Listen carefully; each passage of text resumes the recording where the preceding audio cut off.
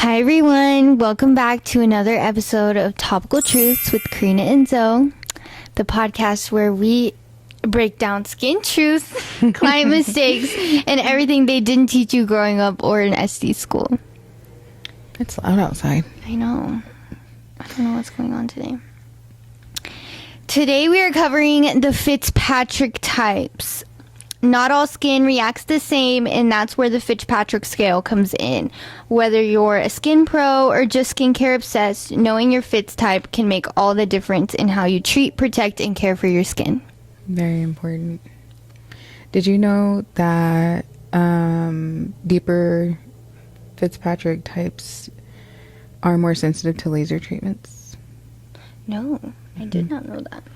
I learned that when I went to the Aerolaze event in Dallas. And I was like, burn it. Burn it off. And they were like, we can't. Yeah, so, yeah. And it's kind of... like, is it scarring? Or we're just more sensitive. You would think... My bad. You would think that with the way, like, melanated skin reacts to the sun or lack thereof, you know, we don't burn as easily, you would think, but it's completely different with lasers. That's crazy. Interesting. If I say Fitzpatrick wrong, I want to this say entire video. Why do I want to say Fitzgerald every time? Who's that? I don't know who that is. No. Oh my god. Yeah, so first, the Fitzpatrick type was developed by Dr. Thomas Fitzpatrick in like 1975 and has been around ever since. And it's a great tool. Yes. Great tool that the skincare industry and even makeup artists, you know, because you have like the undertones and things like that are really good to know. Yes, it categorizes your skin by reaction to sun exposure, not just color. A lot of people think it's just a color scale. No, like there's so much more to that. It ranges from type 1 to type 6 in Roman numerals. Which I'm not good at. Fun fact, we just learned before we started recording, Zoe's generation didn't get educated in Roman numerals. You poor Roman thing. numerals. I was like, what's IV? That's 4. And then VI oh, it's would VI. be 6. It's VI. Yeah. So I is 1. How are you 2, so good? They taught me. Oh my gosh, I never knew. And then like X is 10. And after that, I forgot.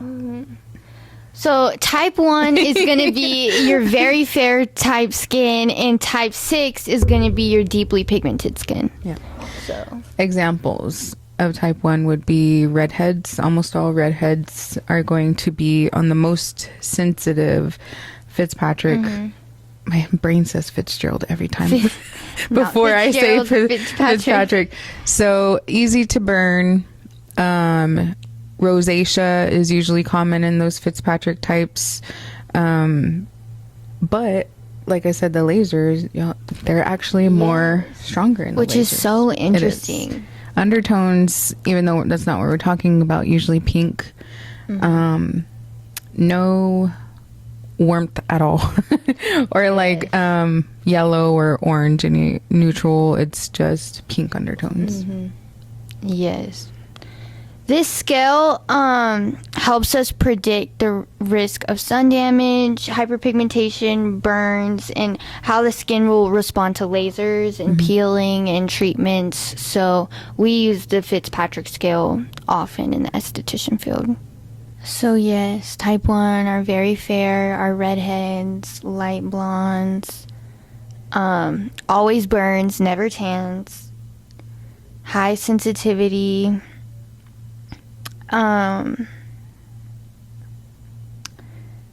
Type 2 is fair skin, usually burns, but sometimes can tan slightly. And still high sensitivity. And you use the same cautions as you would with type 1 with type 2, I feel like, when it comes to treatments and products and stuff.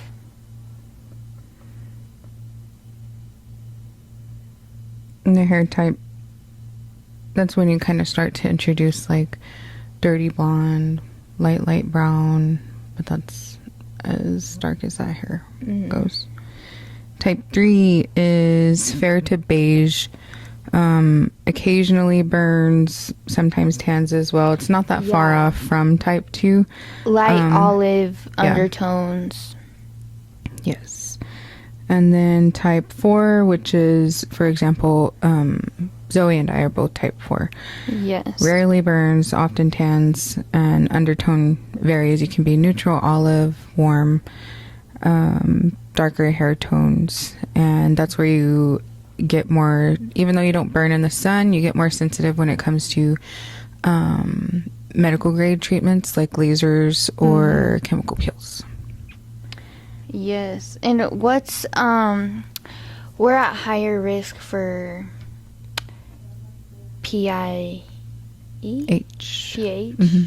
post-inflammatory hyperpigmentation. Yeah. We scar dark. Yes, scarring dark is a common thing that you would see if you're Fitzpatrick 4 or deeper. Yes. 100%. And then 5 is your deep brown, almost never burns, skin. Always tans, variable undertone as well, on the darker side of eyes and hair. Very prone to hyperpigmentation and discoloration. Yeah. So and scarring. That hyperpigmentation gets even darker in tone with the darker Fitzpatrick levels. And in pretty much every Fitz, you choose your treatments carefully. Like, it doesn't matter. And there are, just because we're kind of not touching as much on the sensitivity with darker Fitzpatricks, there's still deeper Fitzpatricks that are sensitive as well.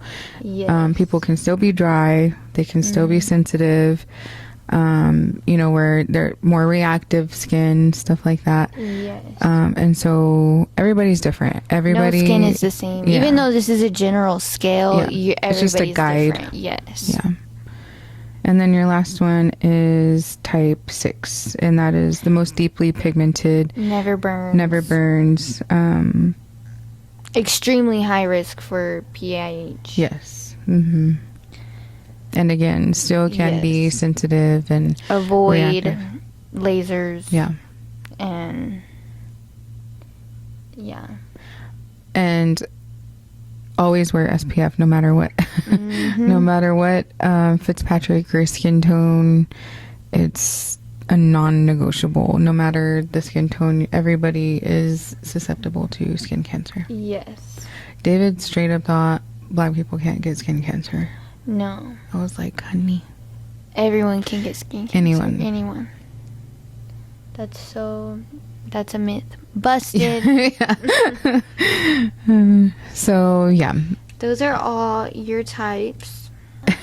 So, while Fitzpatrick 4s through 6 are prone to PIH, which is, like we said, hyperpigmentation, post-inflammatory hyperpigmentation, 1 through 3 and 4 are prone to post-inflammatory erythema, which is red scarring, basically. Yes. And you get that with picking or improper treatments, laser, sunburns, any kind of damage to the skin. Again, it's post-inflammatory. And that's like the biggest reasons why you should know your Fitzpatrick type is because it helps avoid damage and choose safer treatments for you.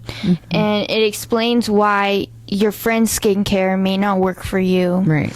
Because it's not one size fits all. Yes, and you'll better understand your pigmentation risk and your sun care needs and what to expect from professional services when you go get your treatments done from us. Aftercare too matters a lot.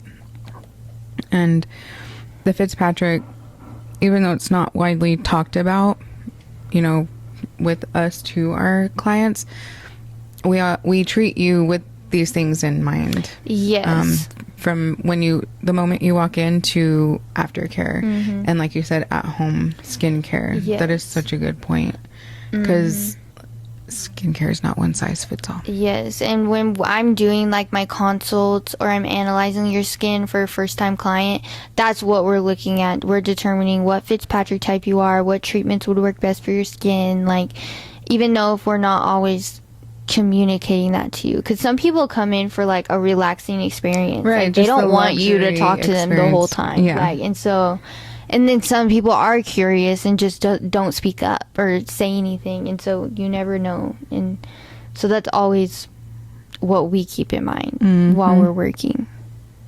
And almost like 9 out of 10 people watching this go outside and have had a burn before. Like, you can determine your Fitzpatrick type pretty easily based off of your sun experience. Like, do you burn? Do you not burn? Do you tan? Like, you know your skin and your body best. And so reading the chart and that list, it's pretty easy to determine your Fitzpatrick type.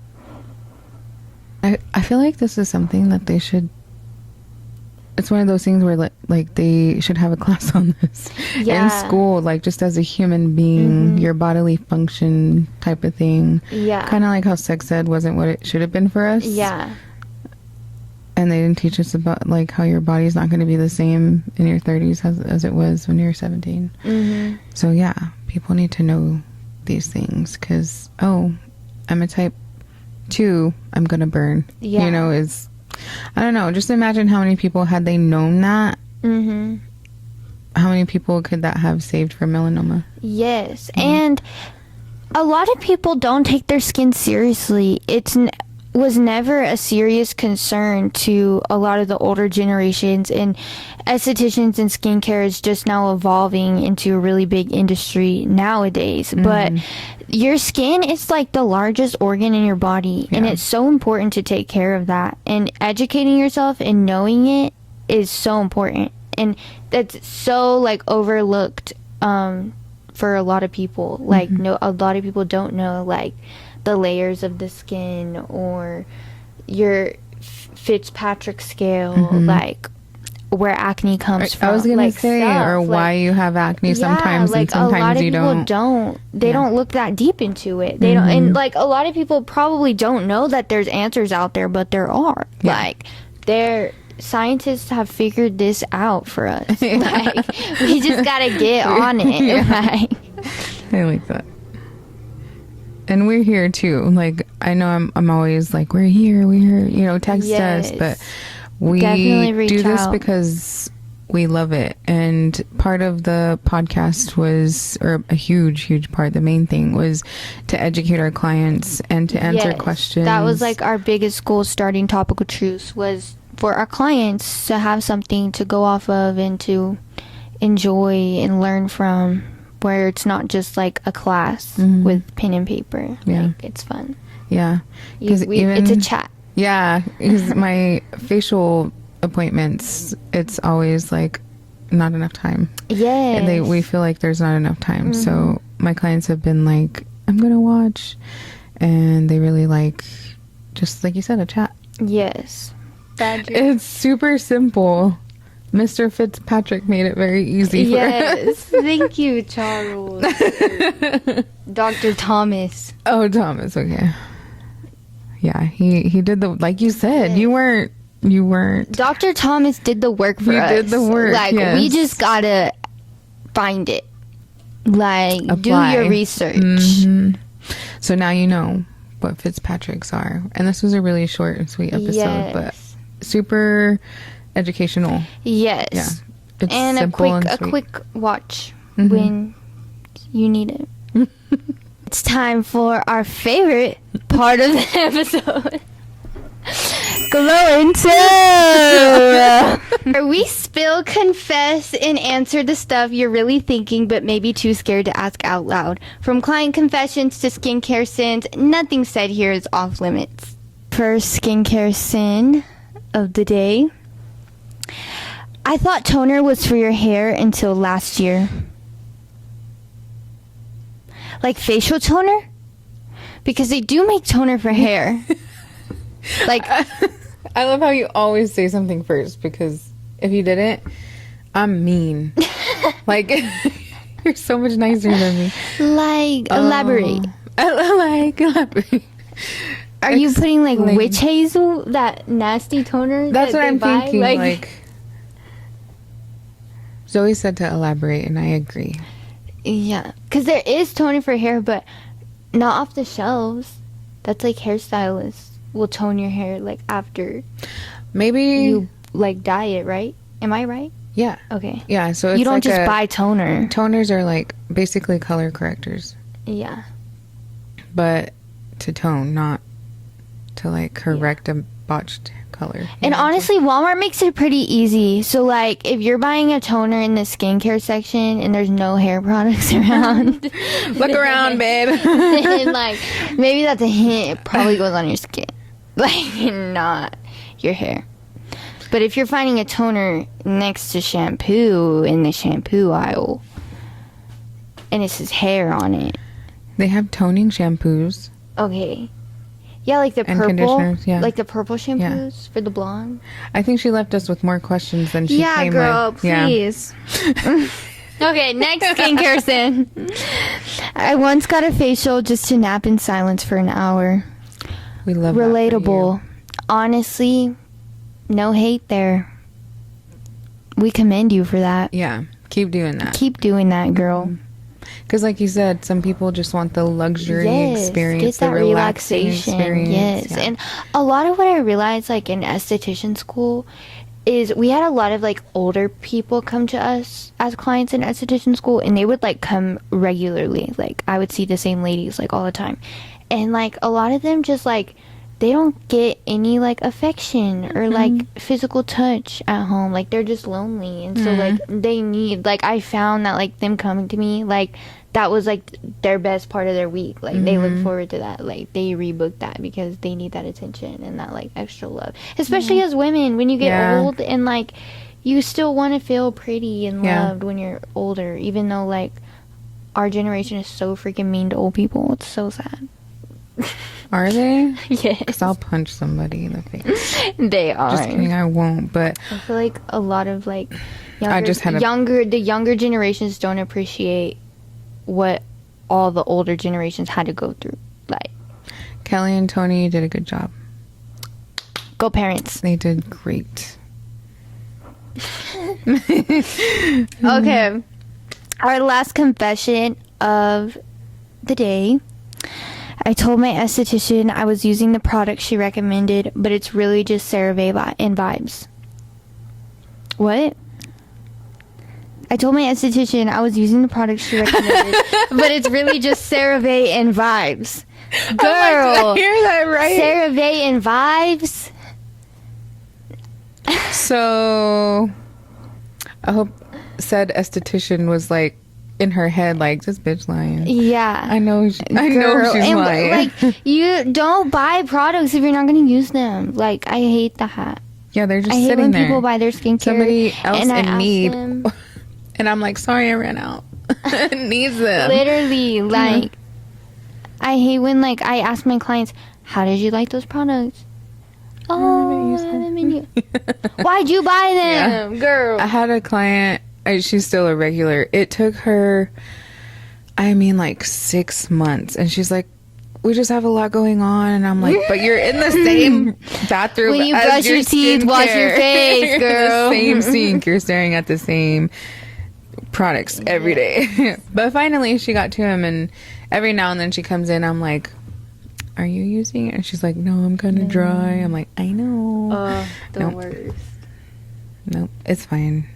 Because we can tell. And I'm not scared to say something.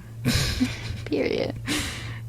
if you've got something to share, you can submit your anonymous confession, question, or story through the link in our bio, or drop it in our question box on our Instagram. We'll have that. The link is in our Instagram bio too at the Skin Lab. And yes, stay tuned for new episodes every Wednesday. Yay! That was short and sweet. Thank you.